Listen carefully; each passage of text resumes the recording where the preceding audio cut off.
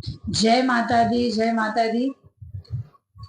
आज बट सावित्री बरगदई अमावस की कहानी आप भक्तों को सुना रही हूँ अपने धार्मिक चैनल से, हमारी कीर्तन पूजा धार्मिक चैनल में। कहानी सुनिए, बरगदई अमावस, सत्यवान और सावित्री की कहानी। प्रसिद्ध कहानी, पुरानी कहानी है, प्रसिद्ध कहानी है। जो महिलाएं व्रत रहती हैं, व्रत रखती हैं, पूजा करती, वो कहानी सुनना आवश्यक है।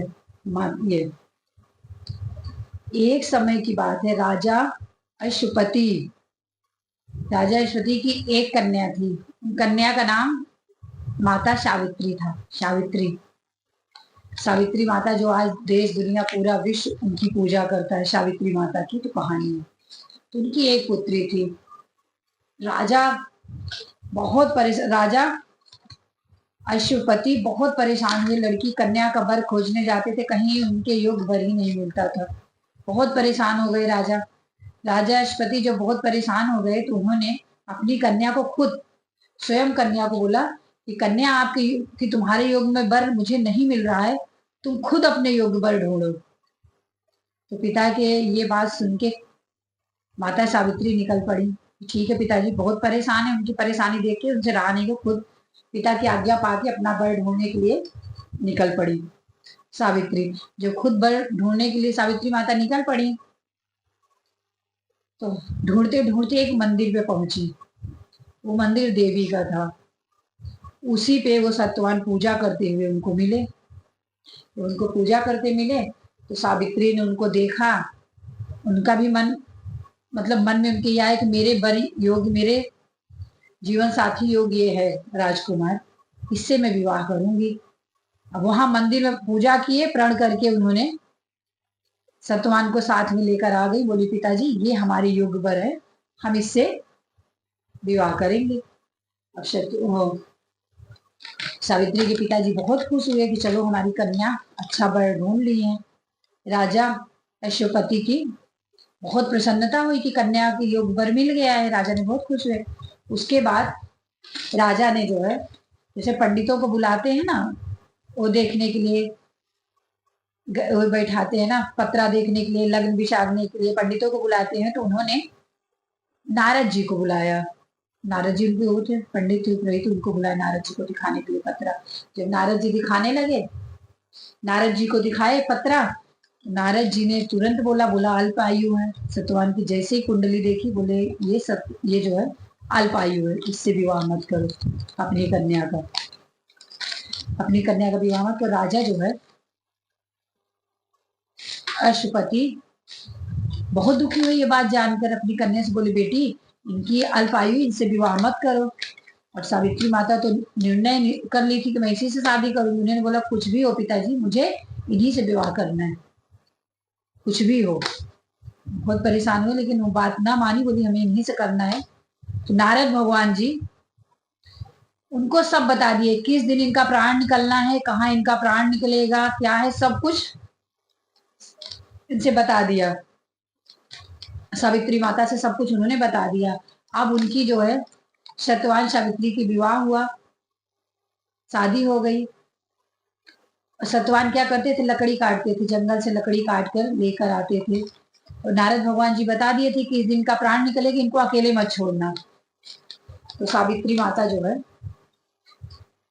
उनका बड़ा ध्यान रखती थी, अपने सास ससुर के साथ जंगल में ही रहती थी। तो एक दिन वो दान पुण्य अपना करती थी, जिस हिसाब से पूजा पाठ करती रहती थी। और मन में तो सोच था कि पति की अल्प आयु है, इसके लिए वो चिंतित भी रहती थी। और अपने प्रति पतिव्रता पे उनको बहुत विश्वास था। भगवान की बहुत पूजा करती थी, माँ दुर्गा की पूजा बहुत करती थी माता सावित्री।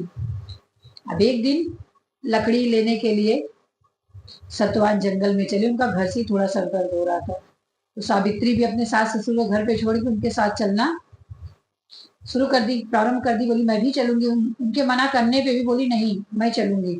सत्यवान बार बार मना कर रहे थे, लेकिन सावित्री बोली नहीं मैं चलूंगी आपके साथ। उस दिन उनका व्रत भी था, लेकिन उन्होंने नहीं माना, बोले नहीं मैं चलूंगी आपके साथ। अब जब गई, बरगद के पास एक बरगद का पेड़ था, वहां पे बैठी थी। सत्यवान जो है लकड़ी काट रहे थे। जब लकड़ी काटने लगे उनके बहुत सर पे तेज दर्द हुआ, अचानक भयंकर दर्द जब हुआ तो आके चक्कर खा के सावित्री के पैर पे गिर गए। सावित्री ने उनको अपने जान पे ऐसे सर रख लिया और सर रख लिया, उनका सर सहला ही रही थी, तब तक यमराज जी आए, उनका प्राण ले लिए, प्राण लेके चलने लगे।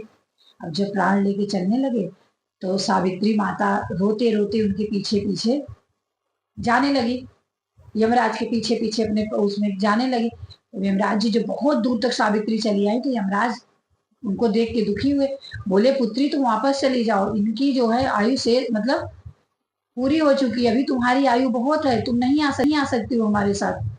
उन्होंने कुछ नहीं, पीछे पीछे जा रही, पीछे पीछे जा रही।